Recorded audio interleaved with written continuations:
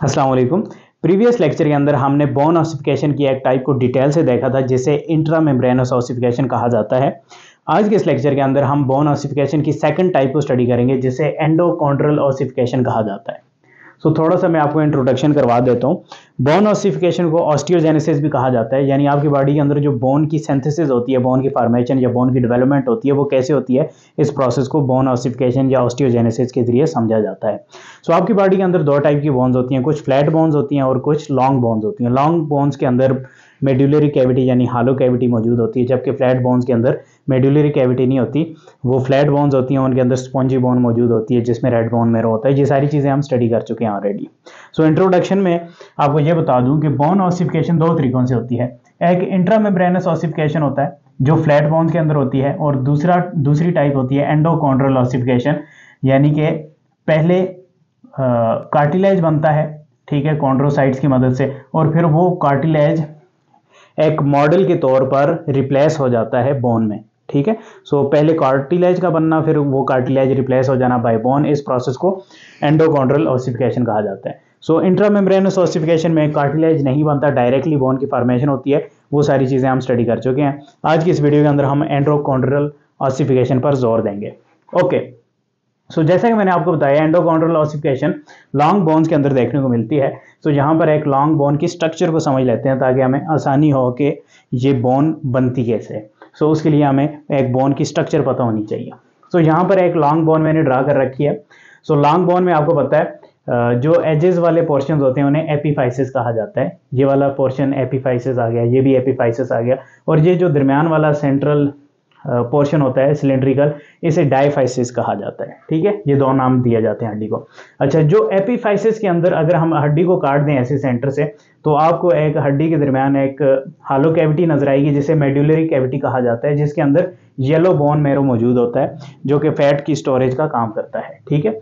यहाँ पर एक हालो कैविटी है जिसे मेडुलरी कैविटी कहा जाता है, जहां पर आपको येलो बोन मेरो मिलेगा, ठीक है। इसके अलावा अगर आप देखें एपिफाइसिस रीजन में आपको कुछ पोर्स से नजर आ रहे हैं, ठीक है। बोन के अंदर कुछ सुराख हैं, स्पॉन्जी टाइप लुक आ रही है। इस बोन को स्पॉन्जी बोन कहा जाता है। ये जो सुराख होते हैं इनके अंदर रेड बोन मेरो मौजूद होता है। स्पॉन्जी बोन के अंदर आपको रेड बोन मेरो देखने को मिलता है। Red bone marrow red blood cells, white blood cells यानी ब्लड सेल्स की प्रोडक्शन में हेल्पफुल होता है, जिसमें प्लेटलेट्स भी आ जाते हैं, ठीक है। ओके, स्पॉन्जी बोन आ गई, मेडुलरी कैविटी आ गई जिसमें येलो बोन मेरो है। इसके अलावा हड्डी के अंदर आपको ब्लड वेसल्स इंटर होती हुई नजर आएंगी, जो डेफिनेटली बोन को बनाने वाले सेल्स होते हैं, ऑस्टियोब्लास्ट, ऑस्टियोसाइट्स, उनको न्यूट्रिशन की जरूरत होती है जो ब्लड के रास्ते मिलती है। इसके अलावा ये जो हड्डी है इसकी एजेस पे, यानी कि यहाँ अगर आप देखें तो वाइट पोर्शन जितना भी है ये बड़ी हार्ड टाइप की बोन होती है, इसे कंपैक्ट बोन कहा जाता है। यहाँ पर एजेस पे आपको कंपैक्ट बोन भी देखने को मिलती है जिसमें पोर्स वगैरह नहीं होते, सिंपली आपको बताऊं तो, ठीक है। ओके, और ये जो मेडुलरी कैविटी की जो अंदर वाली लाइनिंग होती है इसे एंडोस्टियम कहा जाता है। यहाँ पर बोन सेल्स ज़्यादा मकदार में मौजूद होते हैं, यानी अगर हड्डी की प्रोडक्शन ज़्यादा करवानी है तो ये सेल्स हर वक्त यहाँ पर मौजूद होते हैं, ठीक है। ओके, ये जो एजेस होते हैं यहाँ पर कार्टिलेज मौजूद होता है, ठीक है, जैसे आर्टिकुलर कार्टिलेज कहा जाता है। एक बोन और दूसरी बोन जब आपस में मूवमेंट करती है तो ये कार्टिलेज मूवमेंट को फैसिलिटेट कर रहा होता है। और इसके अलावा बोन की स्ट्रक्चर में ये बोन के ऊपर एक पूरी बोन के ऊपर एक कवर मौजूद होता है जिसे पेरियोस्टियम कहा जाता है, यानी एक हड्डी का एक मजीद छिलका सा मौजूद होता है जो मजीद हड्डी को प्रोटेक्शन देता है। इसमें ब्लड वेसल्स भी होती हैं और ये साइट ऑफ अटैचमेंट भी होता है लिगामेंट्स और टेंडन्स की, ठीक है। पेरियोस्टियम भी यहाँ पर लेट्स से ये ग्रीन कलर में पेरियोस्टियम है। ये सिर्फ आर्टिकुलर कार्टिलेज वाले रीजन में नहीं होता, बाकी सारी बोन के इर्द गिर्द ये मौजूद होता है। ये एक कंप्लीट स्ट्रक्चर हमने बोन की स्टडी कर ली। अब हमें आसानी होगी कि बोन कैसे फॉर्म होती है, कैसे बनती है। यहाँ से स्टार्ट करेंगे और यहाँ तक लेके आना है इस प्रोसेस को। सबसे पहले जिस जगह पे बोन बननी है वहां पर एंडोकॉन्ड्रल ऑसिफिकेशन में क्या होगा, कार्टिलेज बनेगा। कार्टिलेज बनने के लिए क्या होता है, कुछ मीजेनकाइमल सेल्स होते हैं, ठीक है। ये स्पेशल टाइप के सेल्स होते हैं जो डिफ्रेंशिएट हो सकते हैं मुख्तलिफ टाइप के सेल्स में।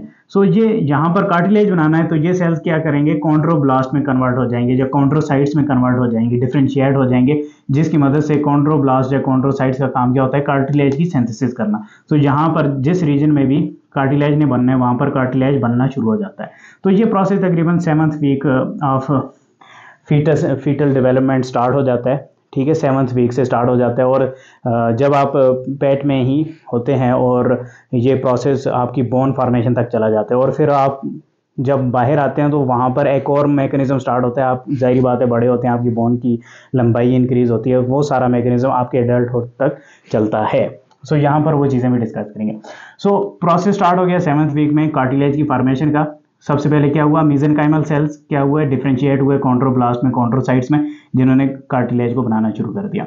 अब कार्टिलेज ये आ गया, और कार्टिलेज के ऊपर भी एक छिलका मौजूद होता है जिसे पेरिकॉन्ड्रियम कहा जाता है। ठीक है, हड्डी के ऊपर के छिलके को पेरियोस्टियम कहा जाता है, कार्टिलेज के ऊपर के छिलके को पेरिकॉन्ड्रियम कहा जाता है। ठीक है, सो फर्स्ट स्टेप में क्या होता है, cartilage model of bone form हो जाता है। ठीक है, अब सेकंड स्टेप में क्या होता है, क्योंकि इस कार्टिलेज ने रिप्लेस होना है बाय बोन, बोन ने इस कार्टिलेज को रिप्लेस करना है।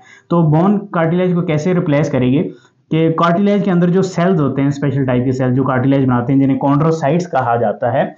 सो कॉन्ड्रोसाइट्स को सिग्नल जाता है, सम टाइप ऑफ सिग्नल जाता है, और जो कॉन्ड्रोसाइट क्या करते हैं, हाइपरट्रॉफी मैकेनिज्म में चले जाते हैं। ठीक है, हाइपरट्रॉफी में क्या होता है कि ये सेल्स ज़्यादा से ज़्यादा कोलेजन प्रोटीन अपने इर्द गिर्द यानी एनवायरनमेंट में भेजते जाते हैं।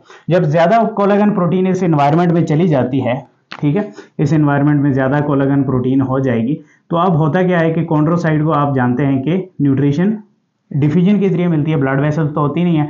सो यहाँ पर न्यूट्रिशन डिफिजन के जरिए पहुंचना मुश्किल हो जाती है, जिससे ये क्या करते हैं, ये वाले सेल्स मरना शुरू हो जाते हैं। ठीक है, डाई हो जाते हैं और खाली स्पेसेस बन जाती हैं, ये मर के डिग्रेड हो जाते हैं, स्पेसेस बन जाती हैं जिन्हें लेक्यूनाई कहा जाता है। सो हॉलो स्पेसेस यहाँ पर क्रिएट होना शुरू हो जाती हैं। ठीक है, सो बेसिकली यहाँ पर क्या हुआ है, बोन फॉर्मेशन का प्रोसेस स्टार्ट हो चुका है। इसे हम प्राइमरी ओसिफिकेशन सेंटर बोलते हैं, यानी सेंटर में कुछ ओसिफिकेशन का प्रोसेस यानी बोन फॉर्मेशन का प्रोसेस स्टार्ट हो चुका है। सो मैंने आपको बताया कॉन्ड्रोसाइट्स क्या करते हैं, कोलेजन प्रोटीन वगैरह ज़्यादा सिक्रेट करते हैं, जिसकी वजह से डिफ्यूजन होकर न्यूट्रिशन नहीं पहुंच सकती। इसके साथ साथ यहाँ डिफ्यूज होकर जो कैल्शियम वगैरह आती है वो इस कोलेजन प्रोटीन के साथ मिलकर मिनरलाइजेशन या कैल्सिफिकेशन का प्रोसेस होता है और बोन की फॉर्मेशन होना शुरू हो जाती है। ठीक है, जिसकी वजह से कंप्लीटली यहाँ पर न्यूट्रिशन मिलना बंद हो जाती है और ये सेल्स मर जाते हैं और खाली स्पेसेस बन जाती हैं इन सेल्स की जगह पे, जिसे लेक्यूनाई कहा जाता है। ठीक है, ओके। इसके अलावा कार्टिलेज की जहाँ पर डायफेसिस रीजन में जो पेरिकॉन्ड्रियम होती है वो भी रिप्लेस होना शुरू हो जाती है और वो पेरियोस्टियम में कन्वर्ट हो जाती है। सो होता क्या है कि पेरिकॉन्ड्रियल जो सेल्स होते हैं वो डिफरेंशिएट हो जाते हैं, मॉडिफाई हो जाते हैं इनटू ऑस्टियोब्लास्ट, और ऑस्टियोब्लास्ट का काम क्या होता है, बोन की प्रोडक्शन करना। तो ये ऑस्टियोब्लास्ट सेल्स क्या करते हैं, यहाँ पर प्रोटीन्स वगैरह सिक्रीट करते हैं और एक लेयर सी बनाना शुरू कर देते हैं जिसे पेरियोस्टियम कहा जाता है। सो दो मैकेनिज्म आपको देखने को मिले हैं, एक तो यहाँ पर सेंटर में जो कॉन्ड्रोसाइट्स थे वो ट्रैप होकर रह गए, और ट्रैप होने के बाद वो मर गए, लेक्यूनाइज स्पेसिस बन गई और साथ में पेरिकॉन्ड्रियम बन गई, जो कि पेरियोस्टियम बन गई। पेरिकॉन्ड्रियल की डिफरेंशिएशन हुई ऑस्टियोब्लास्ट में, ऑस्टियोब्लास्ट ने पेरिकॉन्ड्रियम को बनाना शुरू कर दिया। सो ये सेकंड स्टेप आ गया। अब थर्ड स्टेप की तरफ चलते हैं। थर्ड स्टेप में क्या होता है, जैसे ही यहाँ पर लेक्यूनाइज स्पेसिस बनती हैं और ये कॉन्ड्रोसाइट्स मर जाते हैं और यहाँ पर बोन फॉर्मेशन का प्रोसेस स्टार्ट होता है, तो ब्लड वेसल्स यहाँ पर एंट्री करना शुरू कर देती हैं। ब्लड वेसल खास मैकेनिज्म के जरिए आती हैं जिसमें ऑस्टियोक्लास्ट स्पेशल टाइप के सेल्स होते हैं जो क्या करते हैं, बोन में सुराख करते हैं। सो यहाँ पर पेरियोस्टियम बन चुकी है। पेरियोस्टियम में क्या होता है कि बड सी बनती है, एक हॉलो कैविटी सी बनती है। उस हॉलो कैविटी में ब्लड वेसल्स भी इंटर करती हैं, ऑस्टियोक्लास्ट और ऑस्टियोब्लास्ट सेल्स भी इंटर करते हैं। ऑस्टियोक्लास्ट सेल्स इस बोन को तोड़ते जाते हैं और अंदर तक पेनिट्रेट करवाते हैं ऑस्टियोब्लास्ट सेल्स को। ऑस्टियोब्लास्ट सेल्स यहाँ पर पहुंचते हैं और बोन की फॉर्मेशन करना शुरू कर देते हैं। सो बोन की फॉर्मेशन कैसे करते हैं ऑस्टियोब्लास्ट, ये आपको प्रीवियस लेक्चर में आता होगा। सिंपली यहाँ पर मैं आपको दोबारा से बता देता हूँ। ऑस्टियोब्लास्ट क्या करते हैं, कोलेजन प्रोटीन को सिक्रीट करते हैं, फिर ब्लड के रास्ते कैल्शियम आती है, कोलेजन प्रोटीन के साथ मैच करती है, मिलती है और बोन मैट्रिक्स बनता है, यानी बोन की फॉर्मेशन होती है। बहुत सिंपल है, ठीक है, ओके। सो थर्ड स्टेप के अंदर क्या हुआ, ब्लड वेसल्स पेनिट्रेट की, ऑस्टियोब्लास्ट भी इस लेक्यूनाई स्पेसेस में गए और स्पॉन्जी बोन की फॉर्मेशन उन्होंने शुरू कर दी। तो याद रखना है यहाँ पर जो बोन बन रही है वो स्पॉन्जी बोन है, ये कैविटीज से आपको नजर आएंगी, यानी पोर्स वगैरह होंगे उस बोन में। क्लियर हो गया, ओके। अब नेक्स्ट स्टेप की तरफ चलते हैं। फोर्थ स्टेप में क्या होता है, मजीद ऑस्टियोक्लास्ट सेल्स आते हैं। ऑस्टियोक्लास्ट सेल का काम क्या होता है, बोन को तोड़ना। सो ऑस्टियोक्लास्ट सेल्स क्या करते हैं, इस सेंटर में जाकर बोन को खाना शुरू कर देते हैं और सेंटर में एक हॉलो कैविटी बना देते हैं। हॉलो कैविटी को क्या कहा जाता है? Medullary cavity. सो यहाँ पर मेड्यूलरी कैविटी बनना शुरू हो जाती है ऑस्टियोब्लास्ट के एक्शन से, जिसकी वजह से यहाँ पर बोन मेरो भी बनना शुरू हो जाता है, ब्लड वेसल्स भी होती हैं, और ये जो बोन फॉर्मेशन ऑस्टियोब्लास्ट कर रहे होते हैं ये मैकेनिज्म मजीद बढ़ता जाता है और ऊपर की तरफ भी फैलता जाता है। और इसके साथ साथ कंपैक्ट बोन भी बनती जाती है, यानी कोनों पर जो बोन होती है उसे कंपैक्ट बोन कहा जाता है। सो ये फोर्थ मैकेनिज्म के अंदर मेड्यूलरी कैविटी बनी ऑस्टियोब्लास्ट की मदद से, कंपैक्ट बोन भी बनती है, बोन मेरो भी आना शुरू हो जाता है और ब्लड वेसल्स तो मौजूद होती हैं। अब मजीद नेक्स्ट स्टेप में चलते हैं। अब याद रखना ये वाला स्टेप बेबी की फीटल डेवलपमेंट के दौरान ही होता है, ठीक है। और ये वाला जो फिफ्थ स्टेप है ये बेबी की डिलीवरी के बाद होता है, यानी बेबी जब पैदा हो चुका है उसके बाद क्या होता है कि बोन के ये वाले जो रीजन हैं यहाँ पर भी ऑसिफिकेशन का प्रोसेस स्टार्ट हो जाता है। इसे सेकेंडरी ऑसिफिकेशन सेंटर कहा जाता है, क्योंकि सेंटर में तो बोन बन चुकी है, ये कोने वाले रीजन अभी भी कार्टिलेज से मिलकर बने हुए थे। सो इन कोने वाले रीजन्स को भी बोन से रिप्लेस करना है। सो यहाँ पर क्या होता है, उसी तरीके से कॉन्ड्रोसाइट्स ट्रैप होके लेकुनाइज स्पेसेस में कन्वर्ट हो जाते हैं, ब्लड वेसल से इन्वेड करती हैं और ऑस्टियोब्लास्ट आते हैं साइड पर और बोन की प्रोडक्शन होती है। कौन सी बोन की? स्पॉन्जी बोन की प्रोडक्शन होती है। तो यहाँ पर सेकेंडरी ऑसिफिकेशन सेंटर बनता है, आफ्टर बर्थ बनता है और ये बोन तकरीबन कंप्लीटली बन जाती है, ठीक है। बट यहाँ पर इस रीजन में एक ग्रोथ प्लेट, जिसे एपिफिजियल प्लेट भी कहा जाता है, यानी यहाँ पर कुछ कॉन्ड्रोसाइट सेल्स की लेयर मौजूद होती है और ये लेयर बहुत इंपॉर्टेंट होती है। आपके एडल्टहुड तक बोन की जो लेंथ होती है वो इसी लेयर, इन्हीं सेल्स की मदद से आपकी बोन लेंथ इंक्रीज कर रही होती है। सो ग्रोथ प्लेट में कॉन्ड्रोसाइट सेल्स मौजूद होते हैं जो कि बोन की लेंथ को इंक्रीज करवाते हैं जब तक आप बालिग नहीं हो जाते, ठीक है। सो ये कैसे इंक्रीज करवाते हैं इसे ज़रा डिटेल से देख लेते हैं। सो लेट्स से इस रीजन को हमने जूम इन किया तो हमें पता चला इस रीजन के अंदर क्या हो रहा है। सो सबसे पहले यहाँ नीचे वाले रीजन में क्या हो रहा होगा, बोन की फॉर्मेशन हो रही होगी। सो स्पॉन्जी बोन बन रही है, ठीक है। सो इस मैकेनिज्म को आपने डिटेल से देखना है। सो यहाँ पर वही तरीका होगा जैसे उस तरीके से बोन की फॉर्मेशन होती है। क्या होता है जी, कॉन्ड्रोसाइट सेल्स क्या करते हैं, हाइपरट्रॉफी में चले जाते हैं, ठीक है। हाइपरट्रॉफी में क्या होगा, ये अपने इर्द गिर्द मटेरियल को सिक्रीट करेंगे, बोनी मटेरियल को, इन तक न्यूट्रिशन मिलना बंद हो जाएगी और ये मरकर लेकुनाइज स्पेसेस बन जाएंगे और लेकुनाइज स्पेसेस में आकर ऑस्टियोसाइट्स आएंगे, ऑस्टियोब्लास्ट आएंगे, ऑस्टियोब्लास्ट क्या करेंगे, आकर बोन की फॉर्मेशन करेंगे, स्पॉन्जी बोन बनेगी। इसके अलावा ये जो कॉन्ड्रोसाइट्स होते हैं ये क्या करते हैं, अपनी नंबरिंग भी इंक्रीज करते हैं, स्पेशली कॉन्ड्रोब्लास्ट जिन्हें कहा जाता है। सो ये माइटोसिस कर सकते हैं, अपनी नंबरिंग इंक्रीज कर देते हैं। सो ऊपर वाली साइड पर ये मजीद प्रोलिफरेटेड एरिया में रह रहे होते हैं और ये भी इस तरीके से। सो यहाँ पर नीचे नई बोन बनती जाती है और इस बोन की लेंथ इस तरीके से बड़ी होती जाती है। फिर एडल्टहुड तक जब आप पहुँचते हैं तो ये सारे के सारे सेल्स ट्रैप होकर ये यहाँ पर एक आपको लाइन सी जस्ट नजर आती है, बट यहाँ पर कार्टिलेज नहीं मौजूद होता। सो इस तरीके से बोन की फॉर्मेशन होती है। इसके अलावा बोन के अंदर आपको थिकनेस भी देखने को मिलती है। सो थिकनेस का मैकेनिज्म भी होता है, वो मैं आपको थोड़ा सा बता देता हूँ। लेट्स से कि ये बोन है, ठीक है। इस बोन की थिकनेस कैसे होगी, लेट्स से यहाँ पर ऑस्टियोब्लास्ट सेल्स हैं जो कि पेरियोस्टियम रीजन में मौजूद हैं, ठीक है। तो यहाँ पर ये ऑस्टियोब्लास्ट सेल्स मौजूद हैं।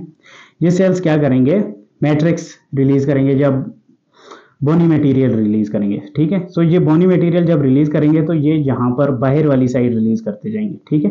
ये बाहर वाली साइड पर क्या कर रहे हैं, बोनी मटेरियल रिलीज कर रहे हैं। जब ये अपने इर्द गिर्द बोनी मटेरियल रिलीज कर रहे हैं तो ये ट्रैप होकर ऑस्टियोसाइट में कन्वर्ट हो जाते हैं, ठीक है। ये ट्रैप होकर ऑस्टियोसाइट में कन्वर्ट हो जाएंगे तो ये वाला सारा रीजन बोन के अंदर आ जाएगा, ठीक है। सो इस तरीके से बोन की थिकनेस बढ़ती जाती है। सो यहाँ पर रिजर्व में और सेल्स होते हैं जो कि मॉडिफाई होकर ऑस्टियोब्लास्ट बन जाते हैं। सो पेरियोस्टियम जो लेयर है वो मज़ीद बाहर को चली जाती है। सो इस तरीके से ये होल मैकेनिज्म हो रहा होता है। बोन की थिकनेस इस तरीके से इंक्रीज हो रही होती है और लेंथ ग्रोथ प्लेट की मदद से इंक्रीज हो रही होती है। सो होपफुली आपको ये लेक्चर समझ में आया होगा। नेक्स्ट लेक्चर तक के लिए मुझे इजाज़त दें। शुक्रिया, अल्लाह हाफिज़।